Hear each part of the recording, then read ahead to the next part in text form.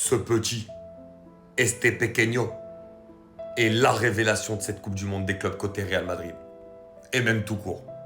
Gonzalo Garcia, celui que personne n'attendait à Madrid.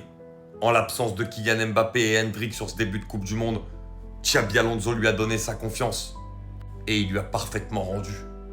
Parce qu'il est aussi le relais de ce que veut imposer comme nouvelle chose Xabi Alonso dans cette équipe, notamment le pressing. Gonzalo Garcia, qu'est-ce qu'il court? Et ce que j'aime chez lui, il abdique jamais. Dans les 3 premiers matchs, on a pu voir qu'il participait beaucoup au jeu, qu'il courait, qu'il faisait beaucoup de pressing. Dans ce match-là, il y a eu une différence par rapport à tout ça. C'est qu'en première mi-temps, il ne touche pas un ballon du match. Il n'arrive pas à être servi et malgré tout, il court. Il court, il ne touche pas le ballon, mais vous savez, ça peut être très frustrant pour un joueur. Mais le mental, déjà, chez le jeune homme, on peut l'apercevoir. Il ne touche pas un ballon du match quasiment en première mi-temps. Il arrive en deuxième.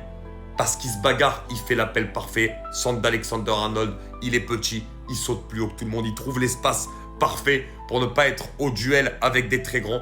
Et il va marquer cette tête exceptionnelle qui trompe Di Gregorio, qui fait pourtant un énorme match.